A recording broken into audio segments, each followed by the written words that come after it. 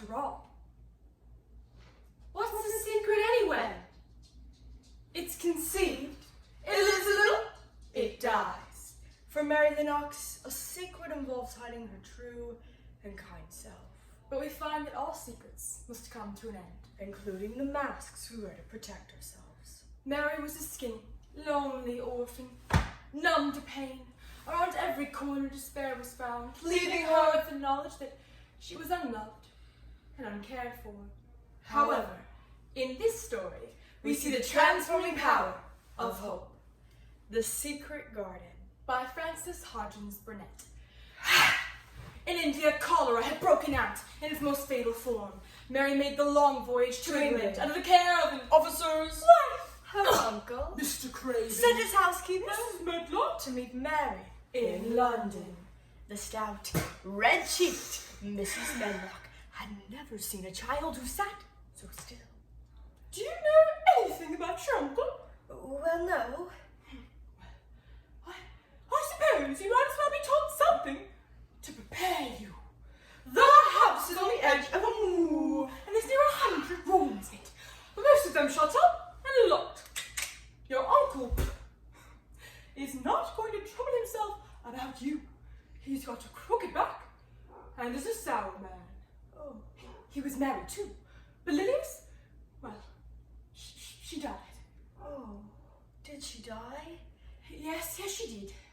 It made him queerer than ever. Martha, oh, sweet child. the young housemaid, went to Mary's room. Oh, Mary.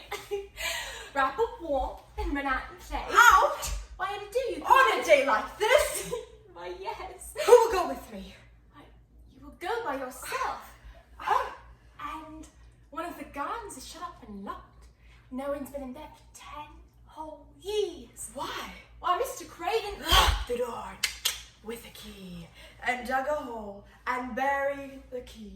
Mary turned down the walk and through the shrubbery gate till she found herself in the great gardens. A bird with a bright red breast was sitting on the topmost wall. Suddenly, the bird burst into a winter song. Robin, why did my uncle bury the key? I'm lonely. Would you make friends with me? But just at that moment, the robin gave a little shake of its wings and flew into the secret garden. The next day, Mary went out into the gardens as quickly as possible. The bird with the bright red breast flew towards Mary and hopped over something buried in the soil. Mary picked it up. It was a ring of rusty iron. It's more than a ring. It's a key. Mary looked about the key and thought, ding, of the secret garden. You showed me the key. Well, you ought to show me the door.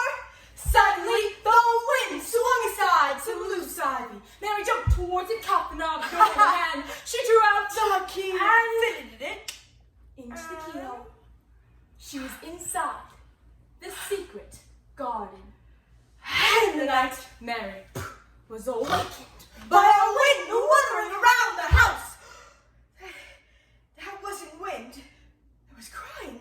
The crying led her through the house into a door. She pushed it open. A nightlight was burning by the bed. And on the bed was a lying, crying boy. Are you a ghost? No. Are you? I am Colin Craven. Well, I'm Mary Lennox. No one's told me anything about you. Well, the servants, they're not allowed to speak about me, and I stay in here because I will be a hunchback. Oh. And I hate the fresh air. I don't want to go out. Oh. Wait. Sit here on this footstool. We'll talk. Let's talk about the secret garden. It has been left alone so long that it has grown into a lovely tangle. The roses have climbed and climbed till they hang from the branches and the walls and creep along the ground like a string. Psst. Some of them have died. When summer comes, there will be curtains and fountains of roses, and the ground is full of daffodils and snowdrops, and lilies and iris working their way out from the dirt. Now spring has begun. Perhaps they are coming up through the grass. Perhaps there are clusters of purple crocuses and gold ones. Perhaps the robin has found a mate, and perhaps he is building a nest. And Colin was asleep. The next night, Mary listened to Colin's sobbing screams and felt sick.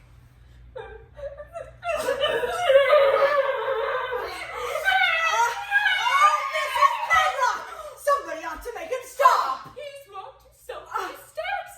No one can do anything about him. Wait.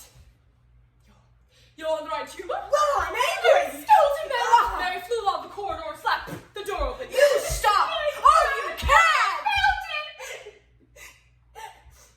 I felt the love, Mary. I should be a hunchback.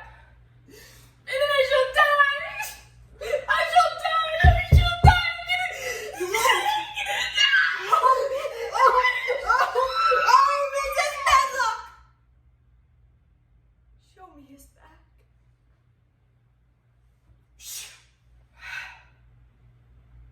There's nothing there. There is. There's nothing wrong with your horrid back, and if you ever say there is again, I shall laugh.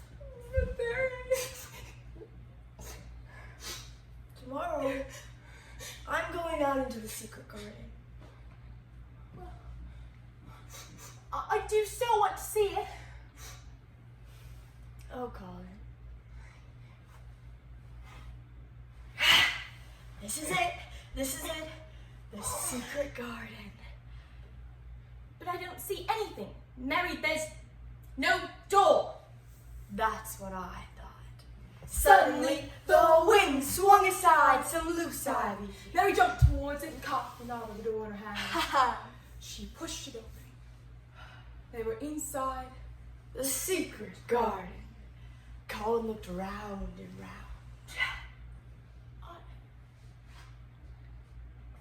I shall get well.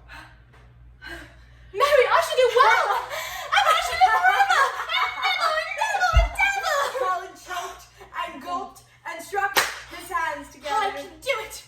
I can do it. There was a brave, fierce scramble. The rug was tossed on the ground. Mary held Colin's arm. The thin legs were out. The thin feet were out. He was standing upright as straight as an arrow and looking strangely tall. His head tipped back.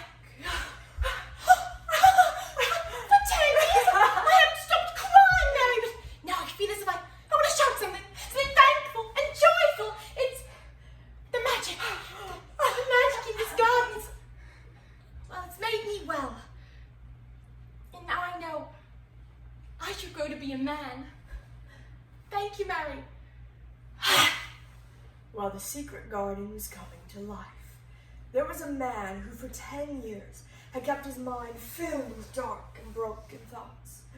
Mr. Craven did not know when he fell asleep or began to dream, but he thought he heard a voice calling, Craven, Craven. Lilius, where are you?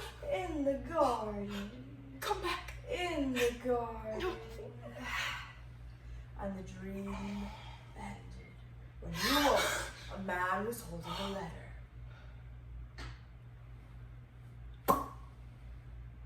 Dear sir, I am Martha Stowberry, and I will make bold to speak with you.